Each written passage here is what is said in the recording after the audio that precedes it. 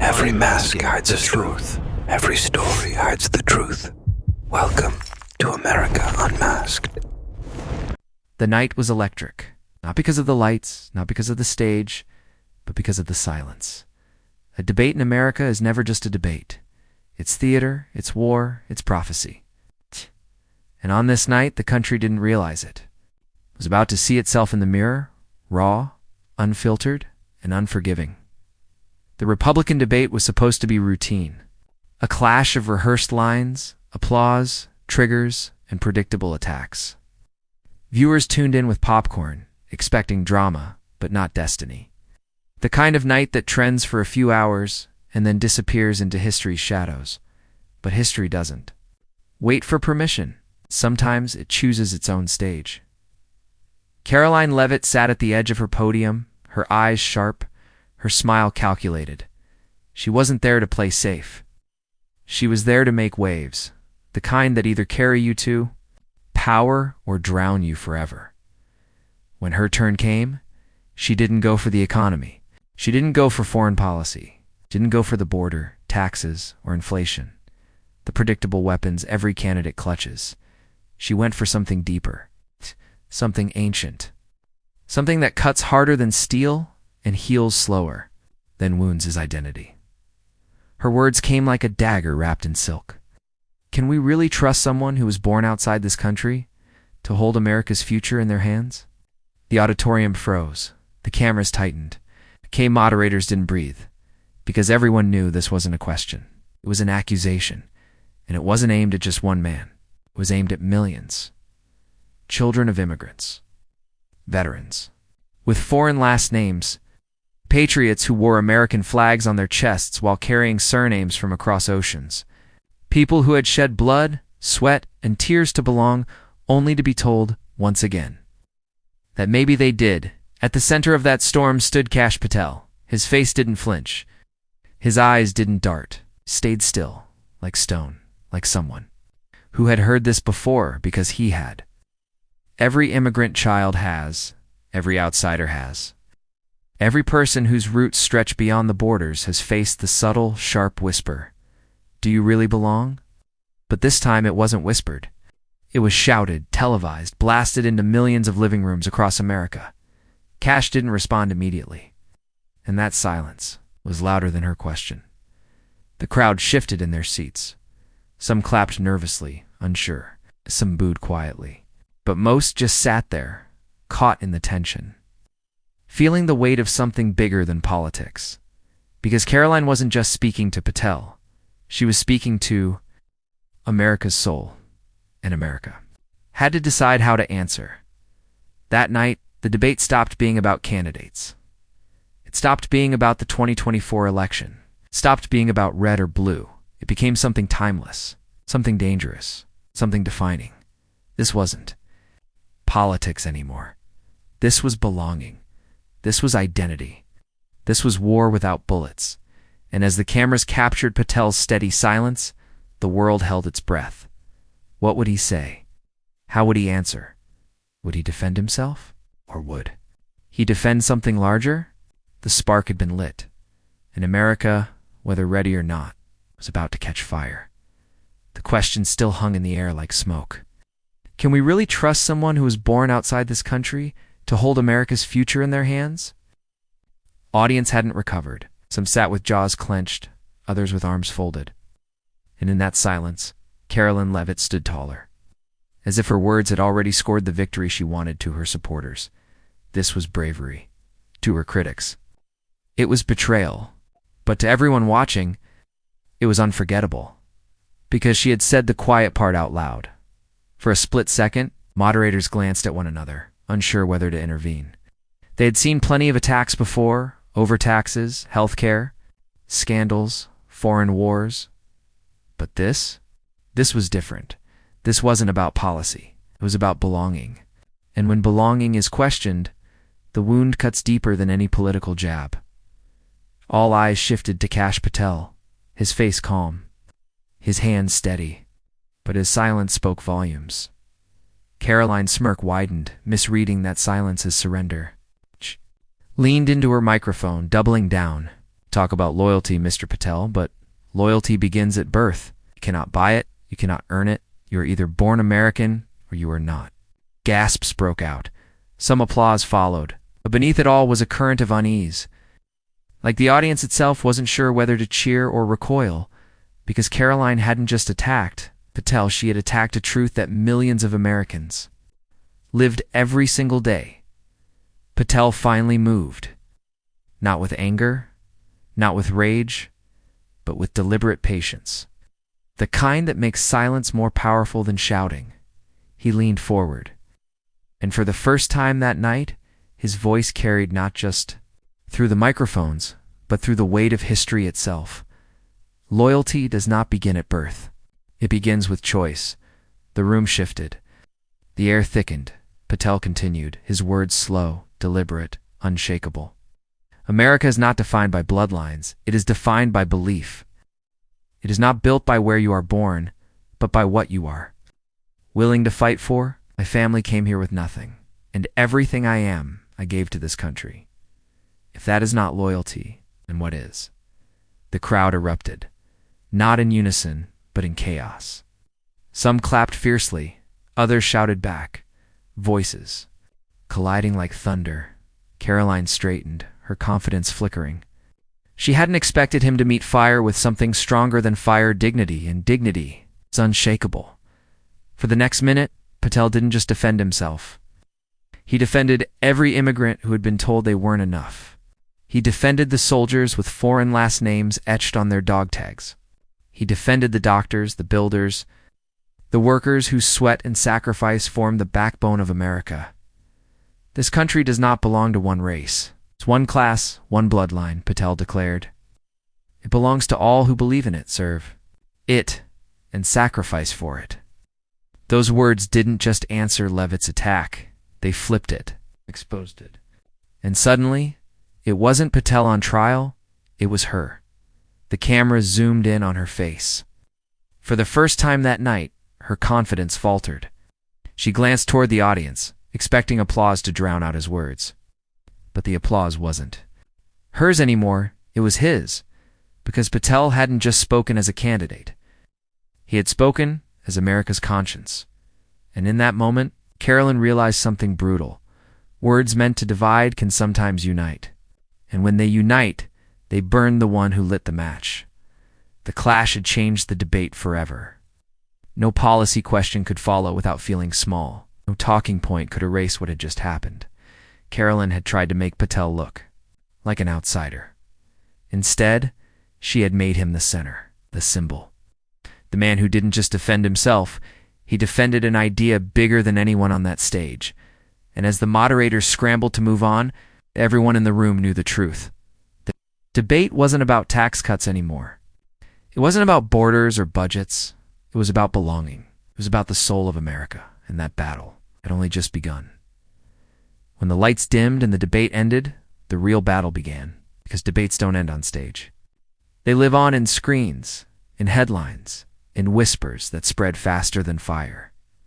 Within minutes, clips of Karoline's attack were flooding the internet. One side framed her as a patriot, unafraid to say what others wouldn't. The other painted her as a divider, weaponizing birth against belonging.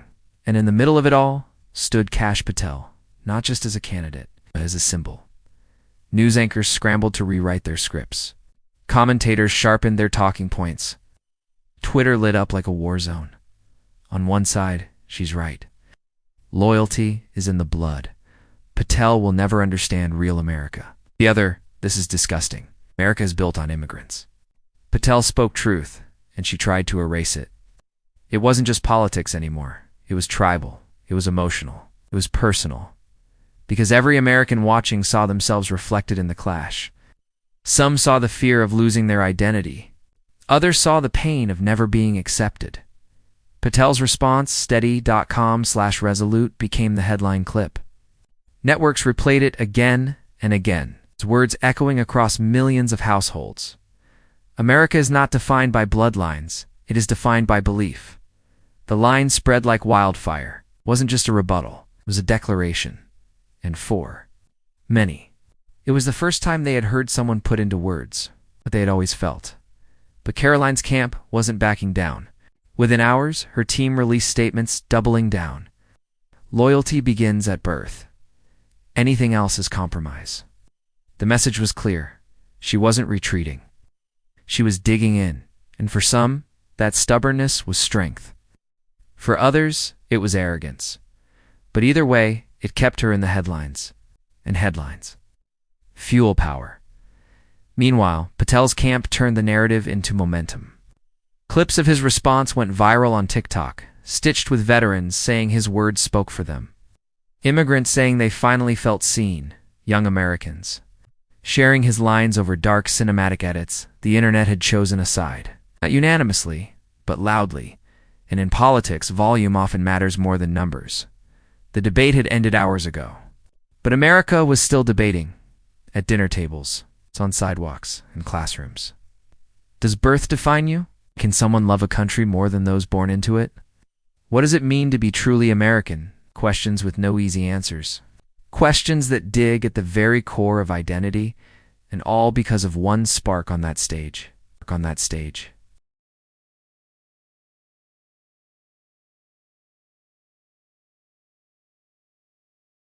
For Patel, the night transformed him. Before, he was just another candidate. After, he was something more. Not everyone agreed with him. Not everyone liked him. But everyone knew him. And in politics, recognition is power. But the fallout wasn't just about Patel. It was about America itself. Because the debate had pulled something out of the shadows. A tension that had always existed. Never spoken so bluntly, never so publicly. And now the country had to confront it. In living rooms, across the nation, parents explained to children why their last name might make some people question their loyalty. In diners across the Midwest, old veterans argued whether Patel's words honored or insulted their service. In boardrooms and universities and churches and mosques, the conversation didn't stop, because this wasn't just about two people on a stage. It was about everyone. By morning, headlines were everywhere. Patel strikes back. Loyalty is a choice, not birthright. Leavitt sparks firestorm with birthright loyalty debate. The most explosive clash of the 2024 race.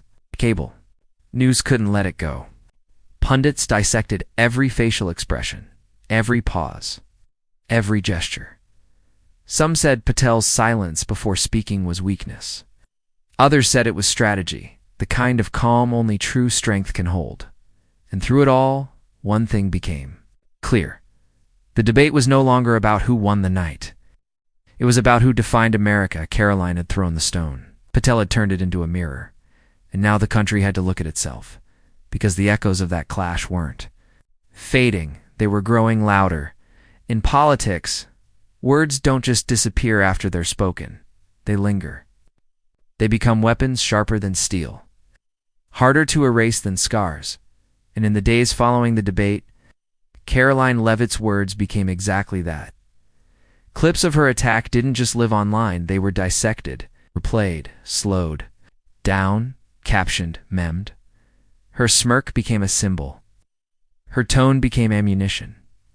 For her supporters, she had said what they were all thinking, a voice for their fears, their pride, their belief that America was slipping away. For her critics, she had crossed a line that should never be touched, and so her words lived on. Torn between these two camps, fueling fire on both sides. Kash Patel's reply.com, sharp, cutting without raising his voice, became its own weapon. America is not defined by bloodlines. It is defined by belief. The sentence was etched into headlines, shared across Instagram Reels, TikToks, YouTube Shorts. It wasn't just a rebuttal. It was a rallying cry. College students printed it on posters. Veterans quoted it at rallies. Immigrants whispered it as if it gave them permission to claim something they'd always known, but had never dared to say. And suddenly, debate that should have been forgotten in 48 hours had become a movement. Both sides sharpened their narratives. Karoline's campaign began framing her words as brutal honesty, the kind of authenticity Americans were starving for. They said she had the courage to speak truths others were too scared to say. They branded her as fearless, Patel's campaign countered, painting her words as a betrayal of America's promise. They leaned into the immigrant story, the idea of service, sacrifice, love for country. They branded him as the defender of what America truly stands for: two narratives, two weapons, one battlefield. The media amplified it all. Night after night, talk shows ran segments. Analysts drew charts, graphs, timelines. Psychologists were brought on to discuss the fear of replacement. Historians to debate what the Founding Fathers really meant by "we the people." And every time a pundit spoke, every time a host asked, "What do you think?" Weapons were sharpened again. But here's the dark truth about politics. Once words are loosed into the world, no one controls them anymore. Karoline couldn't control how her words were twisted into chants at rallies, memes on TikTok or angry, graffiti on walls. Patel couldn't control how his line was transformed into hashtags, stitched into rap songs, or quoted in emotional YouTube documentaries. They had lit the match, but the fire now burned on its own. Behind closed doors, both camps knew the stakes had changed. Karoline's advisors urged her to lean in to become the unapologetic voice of real America. Some warned her that doubling down could backfire, but she knew retreat meant weakness. And weakness, in politics, is fatal. Patel's team saw opportunity. They urged him to expand on his words, to turn them into a larger campaign message. Not just a rebuttal, but a vision. And so both candidates adjusted, sharpened, transformed.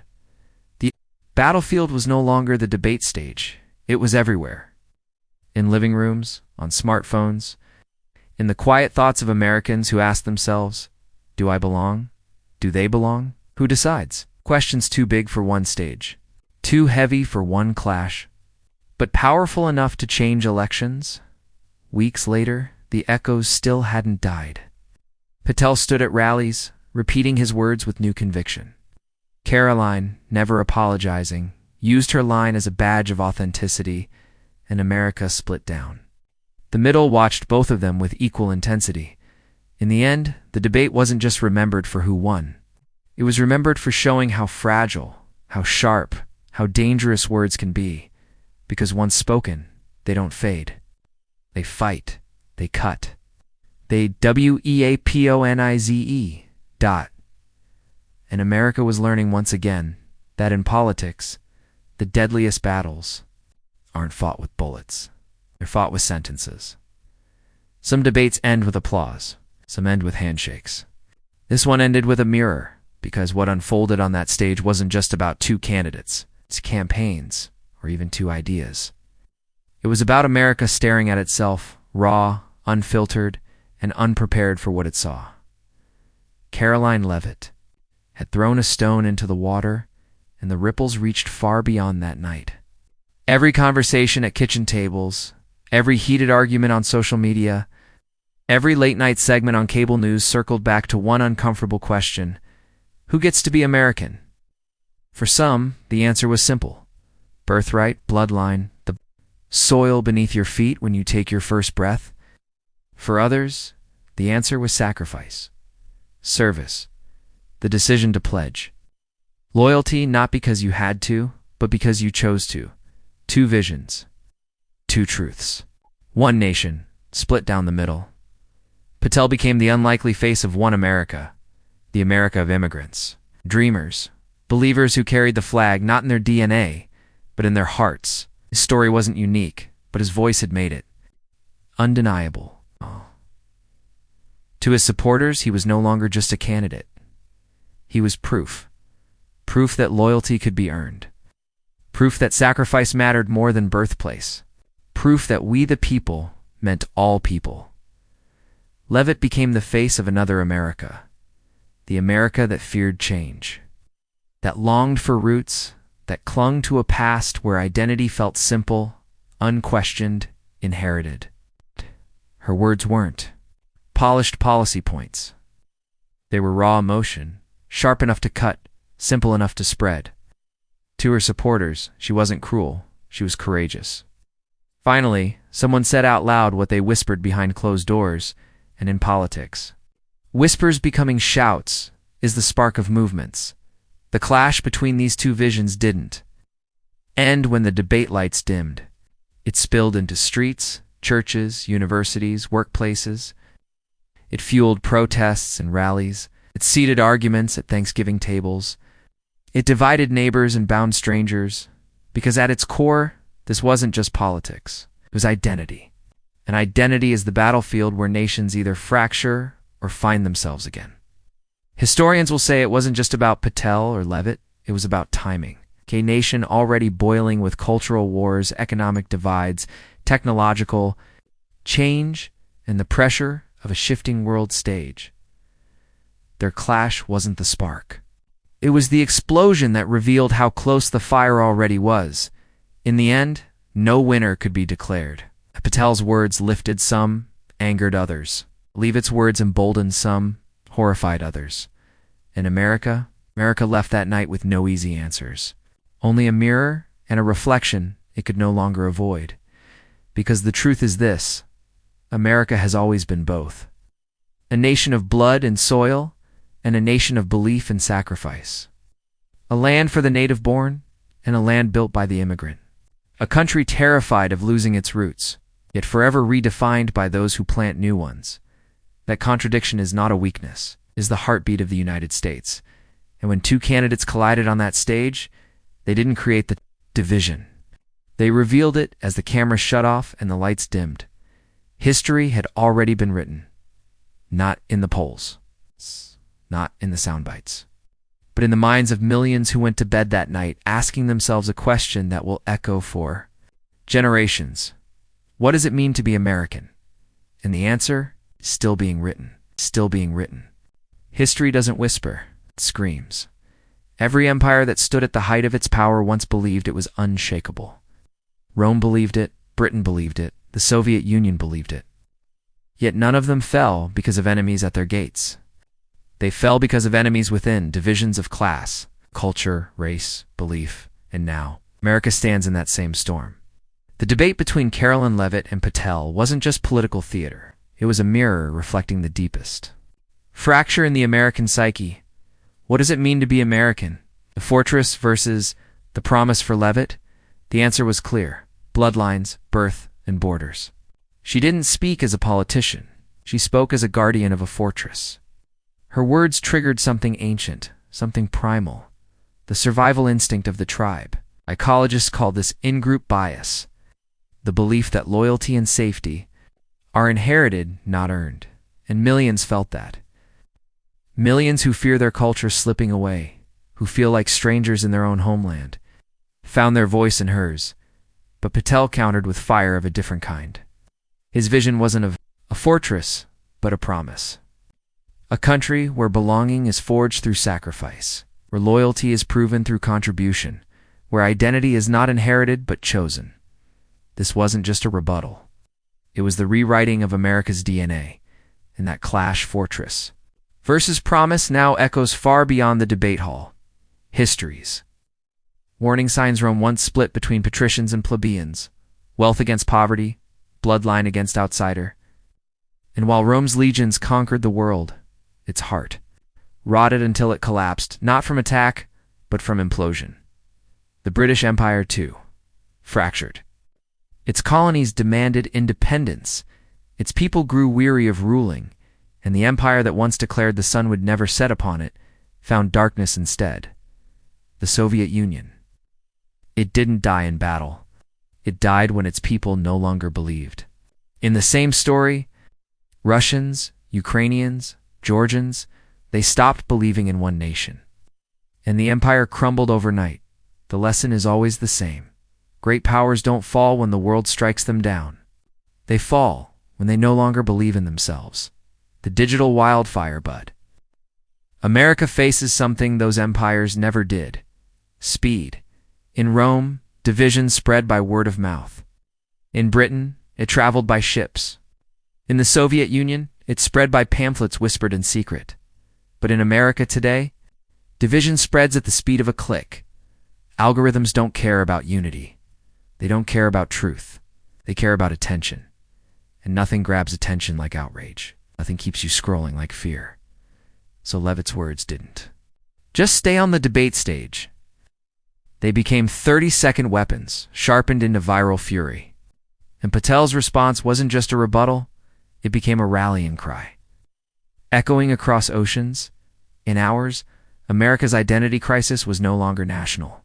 It was global. Allies watched nervously. Rivals watched hungrily. Because in geopolitics, a divided America is a weakened America. And weakness invites challengers. The global chessboard China didn't need to move a single soldier. Russia didn't need to launch a single missile. They just needed to watch. A divided America is an opportunity. When Americans argue over who belongs, they forget the power they hold abroad. When Americans fight each other online, they weaken their hand at the negotiating table. And when trust in elections, institutions, and each other collapses, rivals don't have to destroy America. America destroys itself. For the first time since its rise, the world is watching America not as a leader, but as a question mark. The psychology of belonging. But why is this fracture so powerful? Why does identity divide deeper than policy? The answer lies in psychology. A policy can be debated. Tax rates, healthcare, foreign policy, those can be argued, compromised, adjusted. But identity is survival. When people believe their identity is under attack, logic collapses. Compromise feels like betrayal. Politics transforms into tribal warfare, and tribal warfare never ends with agreements. It ends with scars. This is what makes America's fracture so dangerous. Once American means two different things too. Two different tribes, the debate is no longer about politics. It's about existence. The cost of forgetting, and here lies the darkest truth of history. Empires don't collapse when enemies break their gates. They collapse when the people inside stop believing they share the same home. Rome forgot. Britain forgot. The Soviets forgot. Now the question is, will America forget too? Because when Americans no longer believe in one story, the nation doesn't just fracture. It fragments. Fragments, once broken, cannot be glued back together. The final question of the debate wasn't just about Leavitt or Patel. It wasn't just about politics, it was about survival. The survival of an idea that is carried America for centuries. The idea that strangers can become neighbors, immigrants can become patriots, and divided people can become one nation. But what happens if that idea dies? History offers a chilling answer. When nations stop believing in themselves, the world stops believing in them too. And so, America now faces a choice. It's not just between two candidates, not just between two visions, but between survival, its collapse, the fortress, or the promise, the past or the future, the fracture, the union. The world is watching. The question remains, is America still watching itself?